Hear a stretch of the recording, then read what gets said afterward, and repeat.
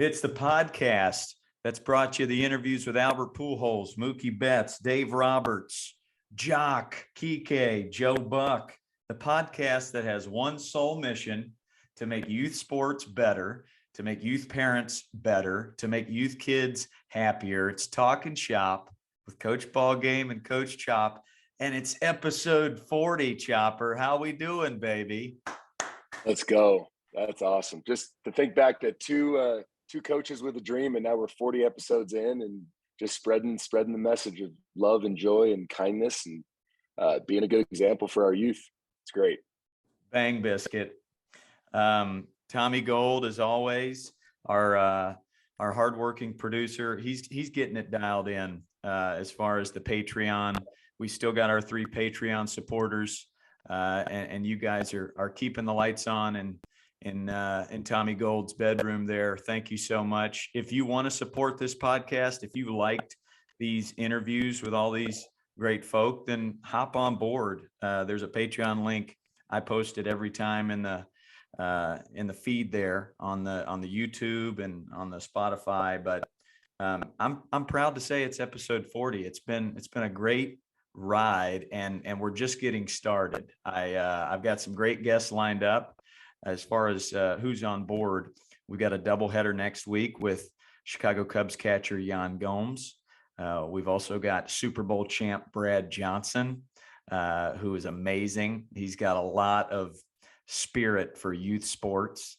He's got 2 boys that are quarterbacking at Texas Tech right now. We got the owner of the Savannah Bananas, Jesse Cole. He's dialed in. We've got John Boy. I want to talk to him about his journey. We got Barry Zito, and I think we're going to get some Dodgers too. Who do you got in mind? Who you got for the off season, Chopper? Man, I'll reach out to all my contacts and buddies, and it'd be fun to recap this pretty amazing season. So I don't want to limit it to 1 or 2. We'll hopefully get a bunch of guys on here, and I know everyone that came on had fun. So I'm sure we'll be able to get a bunch of repeat guests on here. It'll be cool.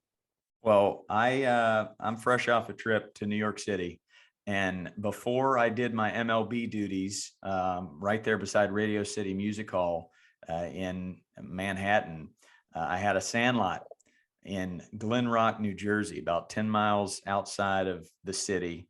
And these 2 coaches who happened to run the Little League there in Glen Rock, New Jersey, a month ago, they came down to Hamilton, New Jersey when I was doing my tour.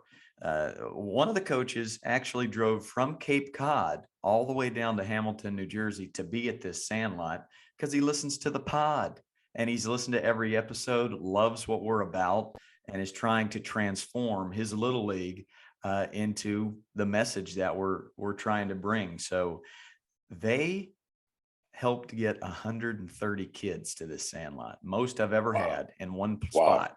16 volunteer coaches. And if you want to hear 130 kids give Roberto Clemente an attaboy, well, it happened. And it was so cool. And I sent it to Roberto Clemente Jr. and he reposted it. But it was a night of pure joy. And I got to shout out to my guys, Coach Goldie and Coach Cutter. I'm wearing their shirt today. We'll put this up on the YouTube. The Glen Rock Little League. You did it, man. It's the most kids I've ever had, and they just really, really wanted the parents and their community to see baseball done a different way. Seen it done where their kids were smiling for 3 hours and laughing and getting nicknames. And every coach was all about positivity and joy and teaching love of play. And I've told this to a few people.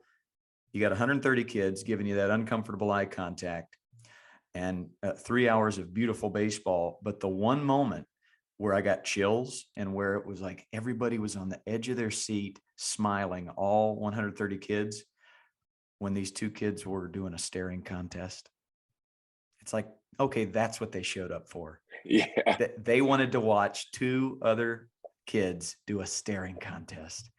And awesome. It was just like hair was on the back of their neck, just rising, and all the parents are smiling and laughing.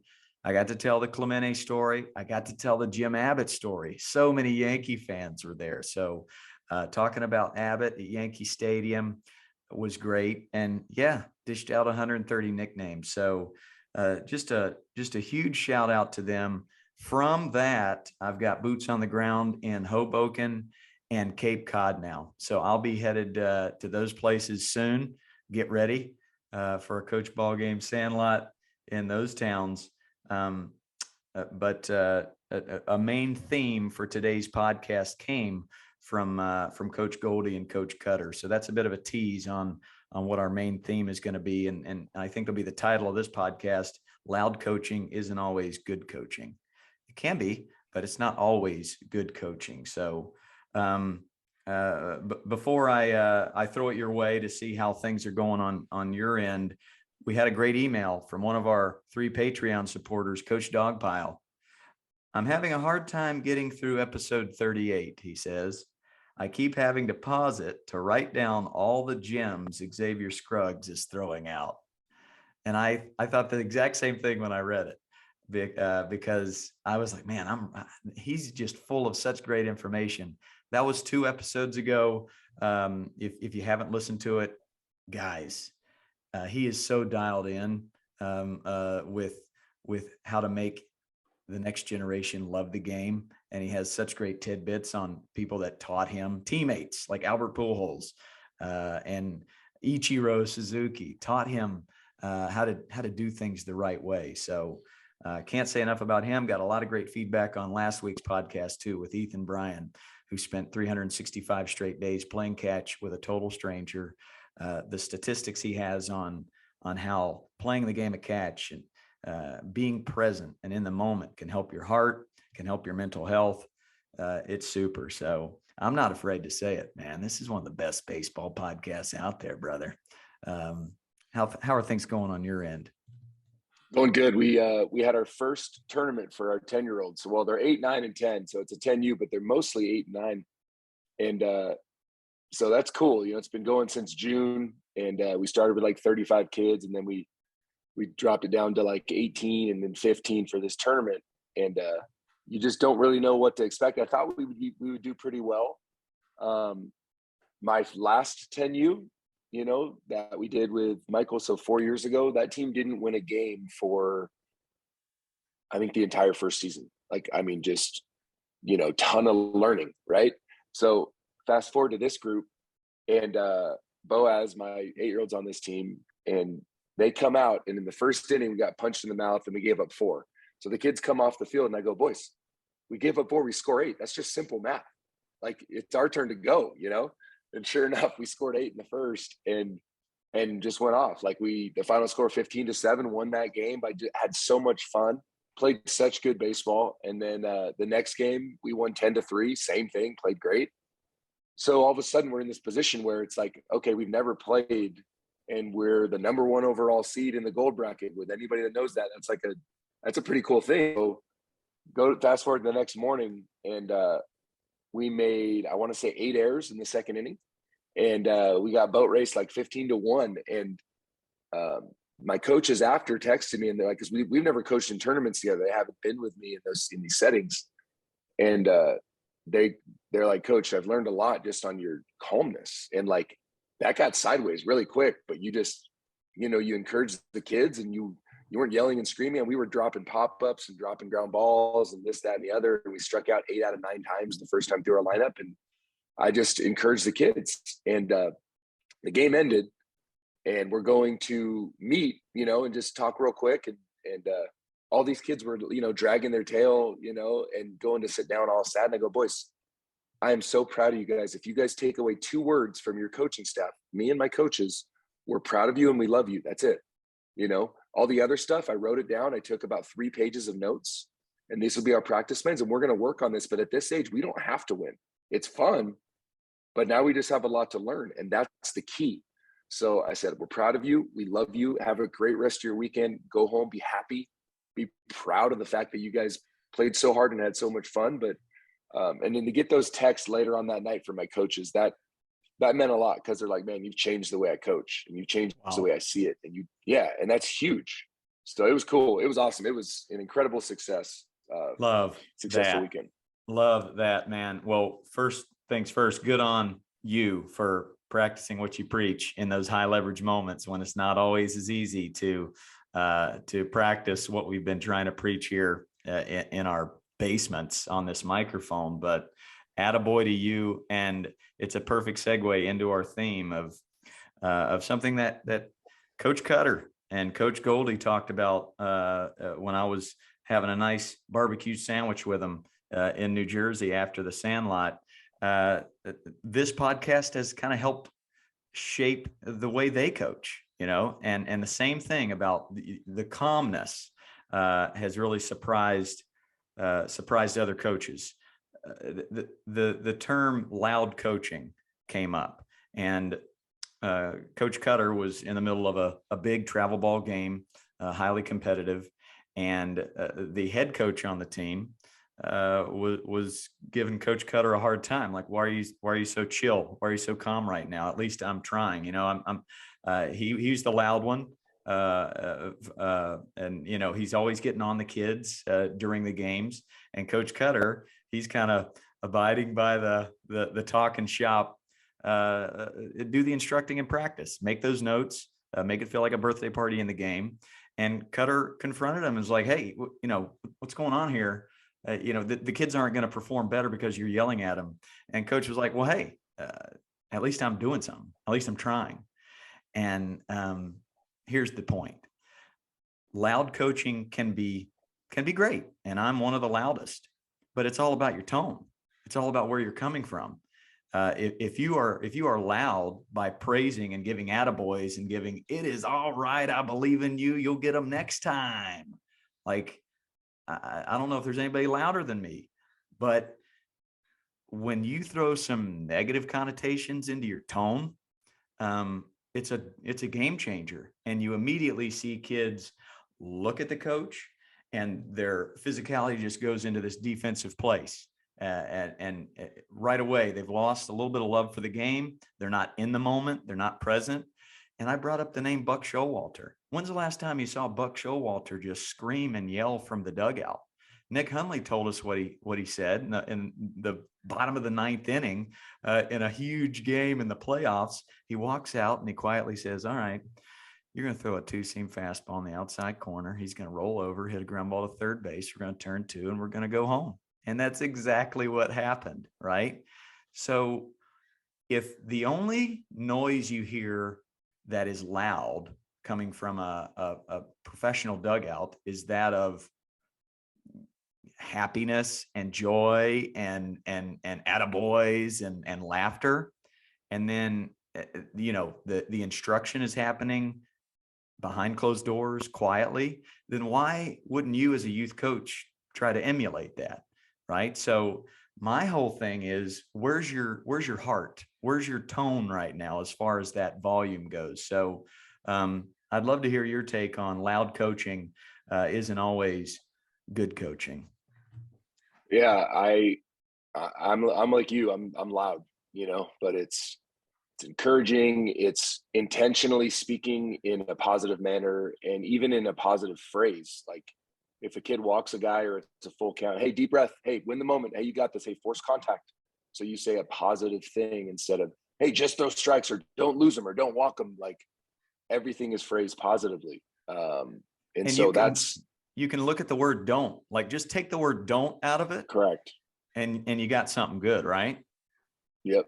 And yeah, exactly. So that's my whole thing, is trying to be the chief comforter in charge when it comes to games. It's just, how can we comfort these boys and get them in a good spot mentally? I thought this would be a good little thing to do, little exercises. I'll throw out something that I've heard from the bleachers that immediately makes the kid go into the defensive and makes the kid not like baseball and makes the kid afraid of their parent or their coach. And maybe you could throw out, well, what would you say in that moment that would Sure. be a little better? And I'll start with throw strikes. What would you say? Force contact. Yeah. Hey, force contact. You got this. Take a deep breath. Nobody better. Hey, win the moment. You're the best out there. Hey, smile. Smile. Um, don't walk them. Same thing. Force contact, take a deep breath. Hey, focus on your target. You're doing great. Just playing catch out there. Yeah, same concept there with that. Elbow up. Man, hey, relax. Hey, take a deep breath. Hey, try to hit it right back up the middle. I'm not talking about a kid's stance when he's in the box. It's too late. Write that down. You can tell him how to practice. Let's unpack that a little bit, because everybody needs to hear that. What do you mean you're not telling a kid about his stance in the game, Coach Chop? It's just not it. Yeah, that's not the time. Unless he just created some brand new stance that day on the spot, maybe call timeout and ask him, hey, did you have too much Honey Nut Cheerios? What's going on? You know what I mean? Like, that's take it, like, relax. But I'm not talking to an athlete about his stance during a game. It's too late. It's like our golf game. You know, like you go with what's in the bag that day and hope for the best. Bear down. Hey, deep breath. Hey, relax, deep breath. Hey, your pace. Take your time. I had a kid this weekend that was running back to the mound every pitch. You know, he'd get the ball and then run back. Hey, slow down. Slow down. It's your pace. You get to control the pace. You literally just said the opposite of what I said. I said bear down, which is what I hear a lot of from coaches, parents, and you said the opposite. Relax. Yeah. Right. Yeah. And I see that no errors. Hey, let's play catch, boys. Boys, we got this. Hey, play catch. You can do it. Hey, make it. I like a term. I like an easy term of one of my coaches said, hey, make easy look easy, which I love, because that's not an intimidating thing. It's like, oh yeah, playing catch is easy. We do it all the time. We chew bubble gum and blow bubbles and play catch. Yeah, play catch. And then the coach that plays devil's advocate to you and says, you're not teaching them anything. What do you say to that? I'm not teaching anybody anything during a game. They're right. They're correct. Come to my practice. Come to our Sandlot. It's not time to teach during a game. It's just not. Take notes, encourage them, and love them. But it is not time to instruct during a game. It is time to instruct at practice. Look at Phil Jackson. Remember Phil Jackson? Yep. Phil Jackson was the calmest cucumber in the cucumber lot when in all those championships. He would sit on his overly sized throne on the bench, and he would occasionally whistle and go, Lamar, every once in a while, because I think Lamar Odom pissed him off sometimes. But outside of Lamar, like, Phil was calm, dude. He exuded a calmness, and his team obviously fed off that for the tune of 11 championships. And they had talent, but vibes are real, man. You gotta set the right vibe. You have to, and the kids will follow it. You're giving me great food. Why is the game too late? Why do you write notes and only do it in practice? Because there's pressure during the game. So these kids, no matter what, even though we try to make it feel fun, they're competing, and they feel that pressure to perform. So if you're trying to compound that with, hey, not only are you not performing well, but you're also not performing in the right way. So now you have to start thinking about your mechanics. You're setting them up for failure. They will fail. And then you're just going to snowball, and they're going to feel even worse. And you're going to get even more upset because they're not listening to you. Well, in reality, they don't have the capacity to listen to instruction like that during a game. You have to encourage them. You have to ask them to breathe and slow down and use the mental side of the game in the sense of, how can we get this young man into the moment so he can be the best version of himself? That's your only job in a game as a coach. Let's get deeper. Why is that person that makes these mistakes in game, yells, says the don'ts, provides added pressure to their kid? Why are they doing that? Because they think, well, if they've listened to our podcast and yet they still have that instinct, why? They're looking through the wrong lens, or maybe it's just a habit of how they used to coach. But that's about you as a coach. It's not about the kids. If you're yelling and saying these things, you're making it about yourself, because you want to tell all your friends on Monday morning that you guys won and that your kids won the game, and you were able to get a kid's elbow up in a big spot. Whereas as coaches, we should be showing up to the field to serve. and we should try to make sure that every kid is in a good spot mentally, and they're positive and they're happy, and you're looking for moments to encourage and uplift, and you're not looking for moments to tear down and criticize and instruct. You're just not. So leave your fantasy football coach self at the door. Yeah. I put the right person in. I won the big game, as opposed to coaching young people, completely different. Win that heart. I had so many great moments this weekend at the play ball event in Manhattan. This long line of kids is just waiting to get into this batting cage. We had this little batting cage set up on this street festival on 6th Avenue in Manhattan. And all of these kids are waiting to bat, and they're waiting to get in. And I had the pleasure of being Mr. Greeter. I sat on my drum, and each kid that was about to enter the batting cage, I got to say, "Hey, what's your name? Hey, what's your nickname? Hey, what'd you have for breakfast? And what's your favorite superhero? What's your favorite cereal? Who's your favorite baseball player?" And then when they got to step up to home plate and bat, I got to be the PA announcer and say, "All right, folks, his real name is James, his nickname, Apple Jacks, and he had a waffle for breakfast with a little bit of butter and syrup, and his favorite player is Aaron Judge. Let's see how loud we can cheer for Apple Jacks, Apple Jacks." And just to think, if every youth sport, if every sporting team had a greeter, just one person that was able to greet each kid and just get to know them and make them feel special, what a great memory they'll have walking away. Whereas if I wasn't there greeting them, and that's my comfort zone, I'd rather be there than throwing batting practice, is just meeting these kids. It would have been pretty forgettable. I think they would have just stood in line. They would have Just walked another in, camp. just another camp and hit. Yep. So it was a real eye opener for me. Hey, if you've got a chance, coaches out there, to have somebody just be Mr. Greeter, just be Mrs. Hey, who are you? How are you? Tell me about you. What a greater memory you'll create for that kid as they walk away, and the smiles that you get when they step up to home plate and you're like, "Did you know this guy had 3 scrambled eggs and 15 pieces of bacon for breakfast?" And he looks back and, oh man, then there's not this pressure. And I still heard a few parents out there, "Hey, get the elbow up, get the bat up, hit it towards right center." And I was like, "Oh man, that's not going to leave a great memory." For these young kids, you're just trying to create great memories. So, man, I loved throwing those questions at you. I thought you were rolling on that. One thing too on that happened over the weekend is with umpires. So I had a situation with the umpire where the count was 2-2 and a ball was thrown, and that was ball 3, and then he issued ball 4. His name was Paul. So I said, "Hey, Paul, we have 3-2. He goes, "I have ball 4.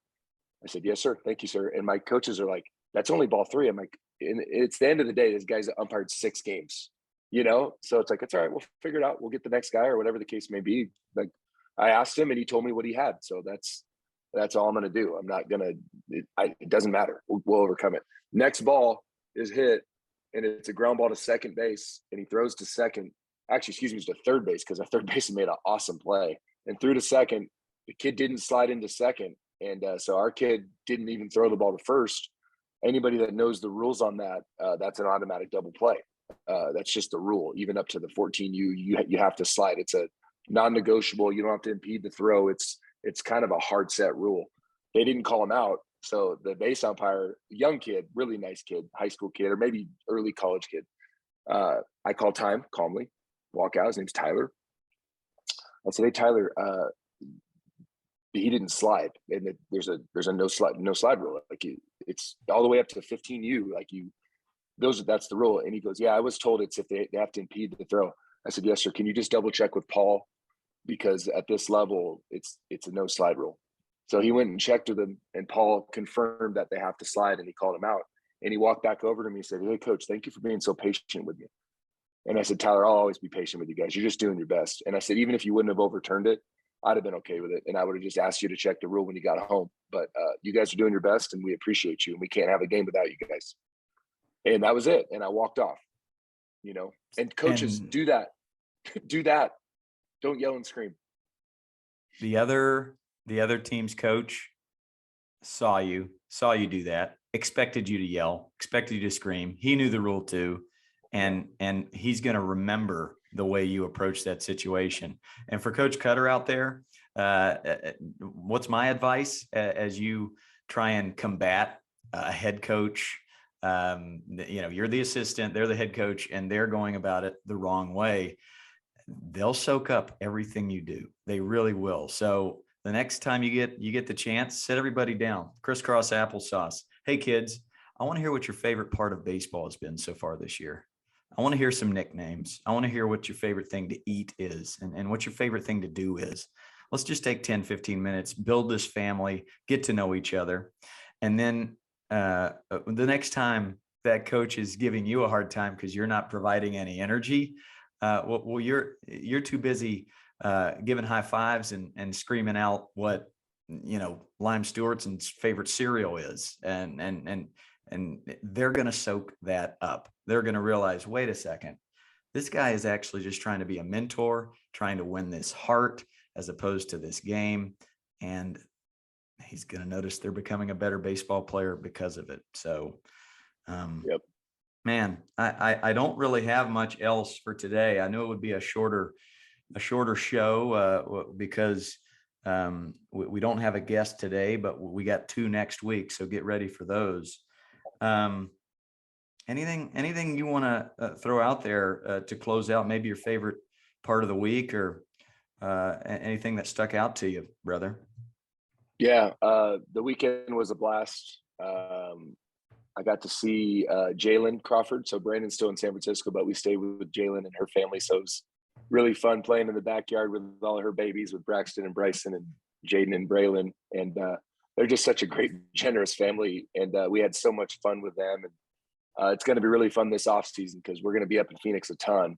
And Jalen's like, "Dude, you always have a home with us." And it was really special. It was a great weekend. It was one-on-one time with me and Boaz. We went to the movies and saw the Minions after our second game on Saturday. And anytime, as a parent, you can get that one-on-one time with one of your kids, it's a special moment. So it's something I'll never forget. And I'm so proud of these kids. And I love the kids, man. It's such a fun thing to see. They want to be good. They want to be great, but I need them to know that their joy is detached from their results. And that the joy has got to be just the grind. The joy has got to be showing up every day and just doing your best. And I'll say this, and I brought this up last night to my high schoolers, and this is really good for our listeners at any age about the difference between being a drain and a fountain, right? And you and I are conscious in every setting that we go to. When you're on that airplane headed to New Jersey, you are getting your mind right to be a fountain and be this ball of energy and hope and encouragement and love and positivity and joy. And that's conscious because you've got real stuff going on in your life. You could go the other route and be a drain and talk about woe is me and this, and I got to move out of my house, and I got to find a different house. And the real stress that is, I have to provide for my family. This is all real, but you don't bring that to your workplace. You don't bring that to when you're out with kids. And so for our listeners, you have a choice every single day. You get to choose to be a drain or a fountain. You can suck energy and be this ball of despair and woe is me and this, that, and the other. You can be that light. And that was what I shared with the high school kids. And I wanted to share that with you and with our listeners. You and I do it consciously. That was why I was able to be in the big leagues for 8 years, was I was a constant fountain. And it was by choice, Mm-hmm. And that's why you're who you are. You made a choice to be a fountain. And when you're a fountain, you're obviously inspiring every kid that you coach.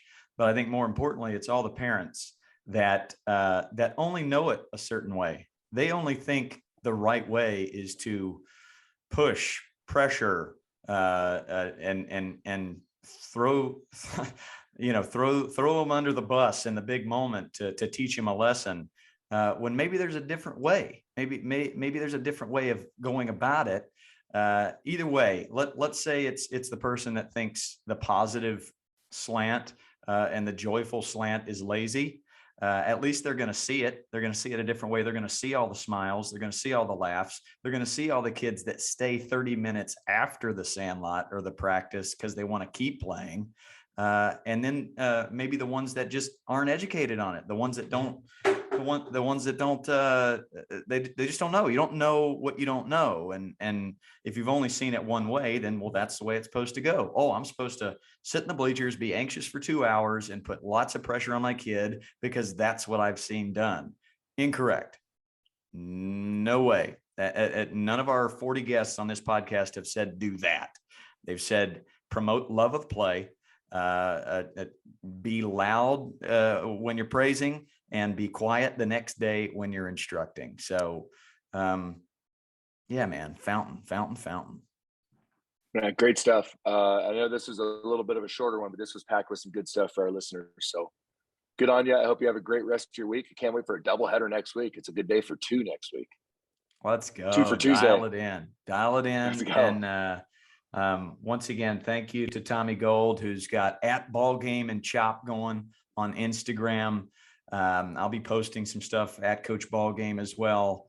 But get this podcast out. Keep telling people about it, because the more people that hear it, then the less times you're in the minority when you're on a baseball field. That you'll start to see more joy, and people will go, oh yeah, I know what you're doing. You're actually doing a good thing. So, Rake, it's a great day to be great. I can't tell you how many times I say that when the kids walk out the door. That's a Chad Chop line all the way. It's a great day to be great. Yes, sir. Have a great week. I also say this word a lot. Bang.